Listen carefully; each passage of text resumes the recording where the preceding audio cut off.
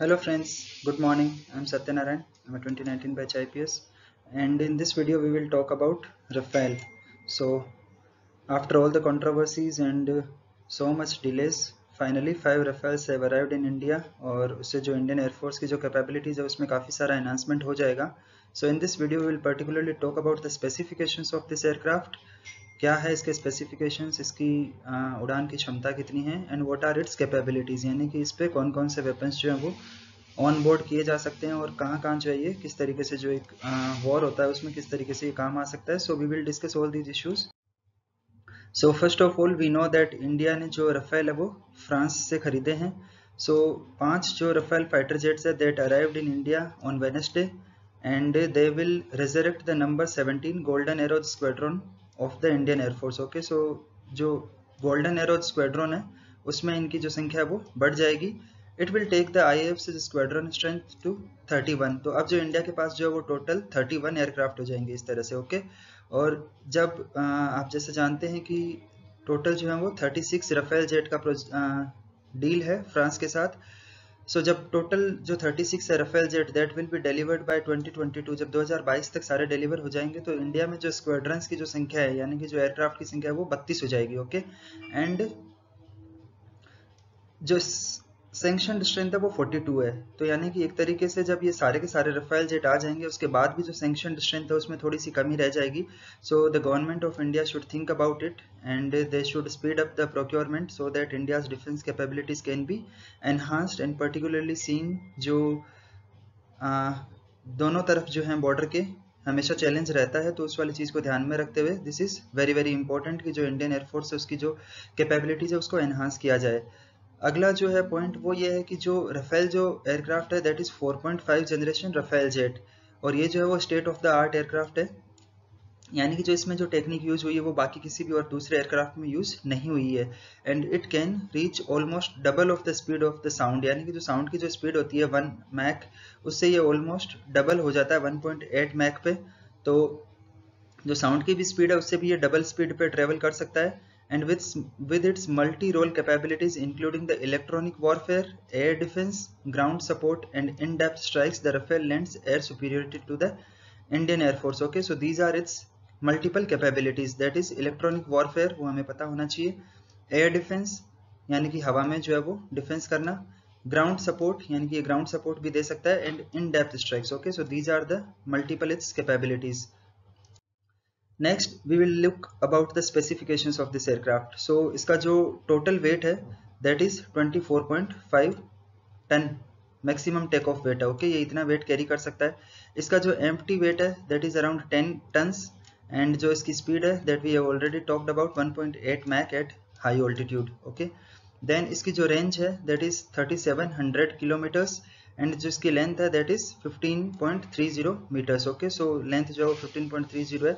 एक इंपॉर्टेंट जो पैरामीटर होता है वो होता है विंग स्पेन. सो इसके विंग स्पेन जो है वो ऑलमोस्ट 11 मीटर्स के हैं.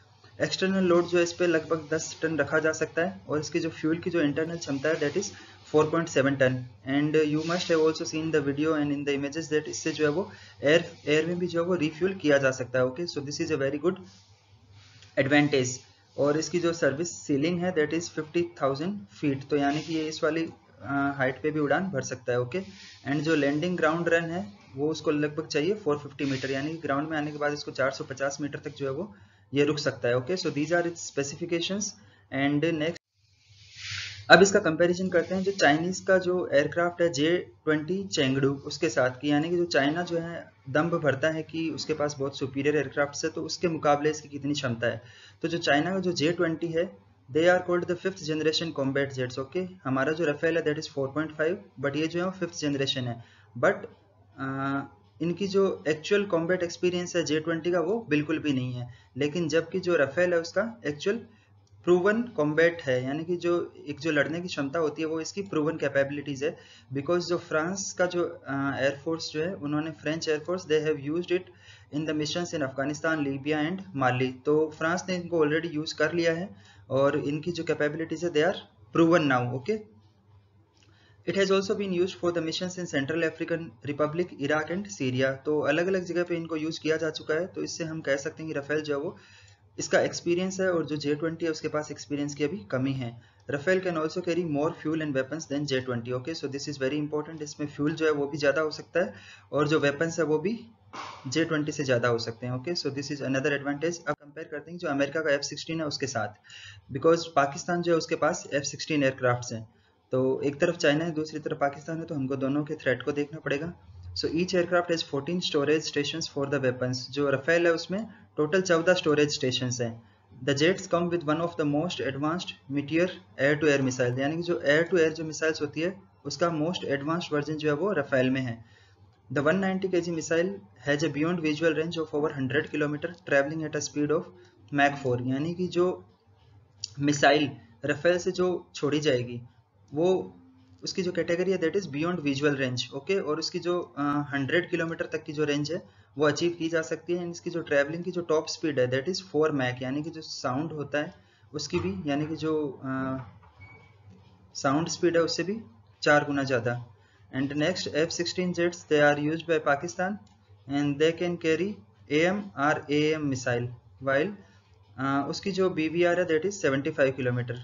बाकी जो राफेल है they can outperform the F-16 in dogfights. Next, the Rafale jets also come with the Scalp, that is air-to-ground cruise missile with a range of over 300 km.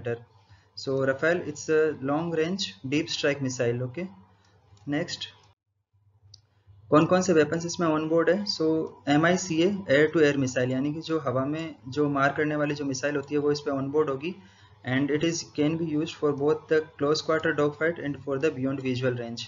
Eight the last minute India also asked for HAMMER. तो ये HAMMER क्या है? That is highly agile and manoeuvrable munition extended range which is an air to ground precision guided missile produced by French Safran, and it can also be used against the bunker type hardened targets that is around 70 km range. So these are all the specifications of the Rafale and comparison with J-20 and F-16. So I request you to like, subscribe and share. Thank you. Have a nice day.